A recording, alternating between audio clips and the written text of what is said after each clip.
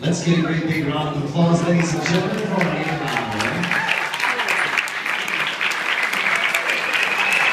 Now we're going to hear from our best man, Yes.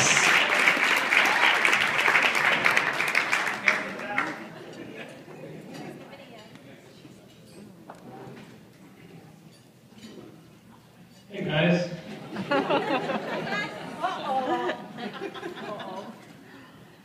Well, Lauren, you look just stunning tonight.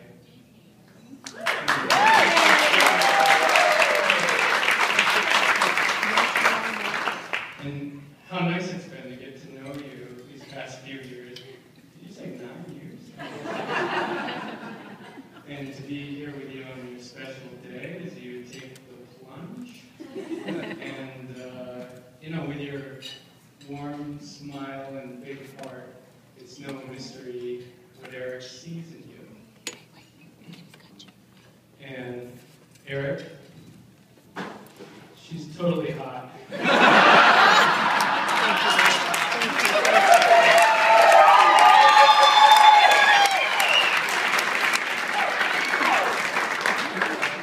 Did she sign the papers? Good work. So, but I actually think the two of you make like a really perfect fit, and I've always thought that. So, Lauren, with your stoic-like personality, where it seems like you never worry about anything at all, and you're always calm and cool. And on the other hand, there's Eric, who's just this passionate, excited, constant stream of thoughts and feelings and emotions.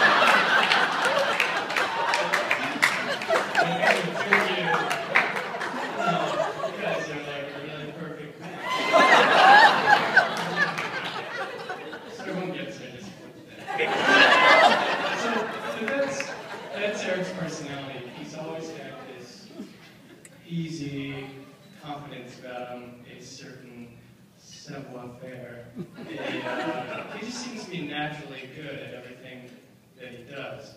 And that was even him at a young age. So, for example, when Eric was a Boy Scout, they had this competition where you had to make a soapbox car.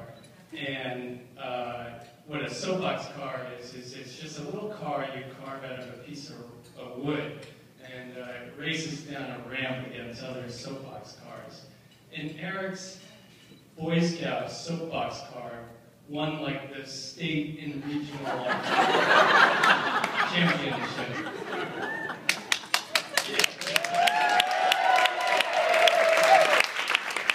It was a hell of a soapbox car. But that was Eric. He was just always winning at things. And I really didn't like that about him for a long time. But, you know, the great thing about growing up with a brother is that you always have a best friend or a best nemesis, depending on which one you need. And it dawned on me that it doesn't do me any good to harbor any sort of jealousy towards Eric, because if there's anybody that you want on your team, it's this guy, because he really knows how to come through. And we went through a lot together, and through it all, you know, I'm left with this really terrific brother.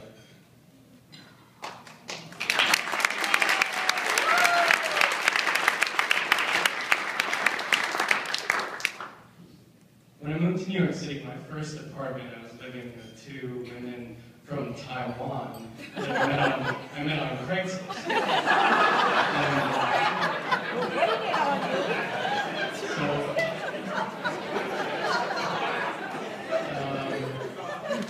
Eric was coming in to visit one weekend. It was New Year's Eve. We were just going to hang out in the city and have a good time.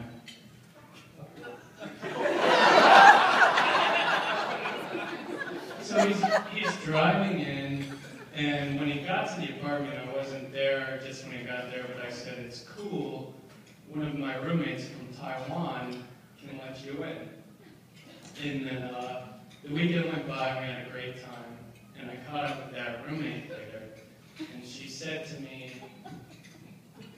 "I meet your brother, Mo Handsome."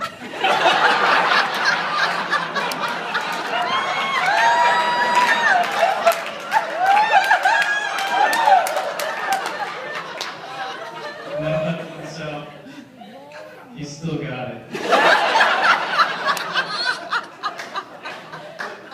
There was this one time when,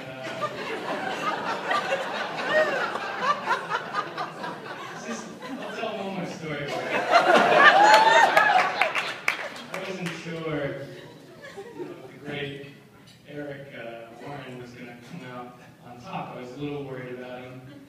And it was the time when we got in a little bit of trouble buying drinks for underage girls at Walt Disney World.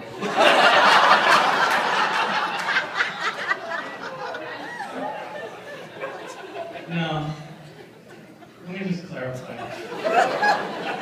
So, it's not like we were handing out beers at It's a Small.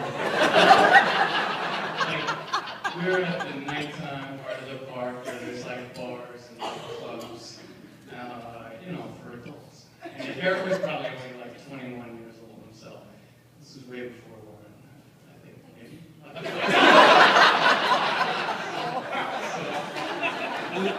So we're at this bar, and we meet these girls. And they're wearing Mickey Mouse ears, but they did so with maturity. We couldn't have known. And we got distracted, I got separated. And I'm talking with these girls with the Mickey Mouse ears. And she said, "Oh, is that guy your brother?" And I said, "Yeah." And she's like, "Oh, well, I think he's in trouble because he bought a drink for my friends, and they're all underage. And security was there, and they took him away." And I was like, "Man, these drinks are expensive too." And I thought,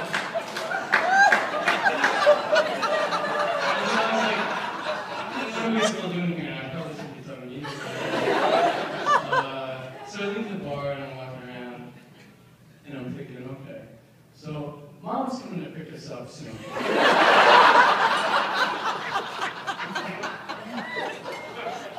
And I have to tell her, like, okay, Eric's missing. The Disney police took him away. And he might be in some trouble. And then I was thinking, wouldn't it be cool if the Disney police were like those army of playing cards from like Alice in Wonderland? Wouldn't it be cool like keeping them like in that jail cell from Pirates of the Caribbean? Like with the dog with keys in his mouth, just beyond the reach of the bars. I'm thinking about all this. Having a little trouble focusing. It's a magical place. And someone taps me on the shoulder and I spin around and it's Eric. I was like, "Oh, I thought you were in trouble. What do you use? Take one Aladdin's flying car?" And he said, "No. What happened was, it's fine." So I still don't know, exactly. The moral of the story is he came through. And Lauren, I think he's going to come through for you.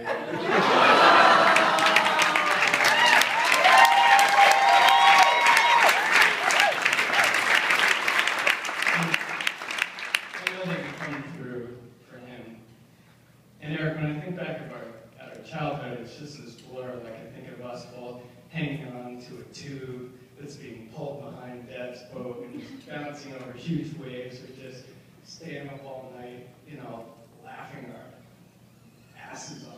Some of the most ridiculous jokes, and it goes by really fast sometimes, and it's not going to slow down for us anytime soon. So I'd like to make a toast to these guys, and I just hope you guys have just as much fun as you possibly can. And I love you both so much, so cheers.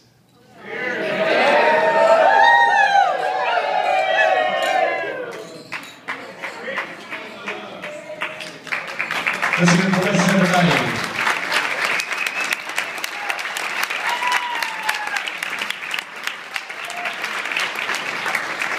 Just a little while, this Saturday, National will be out.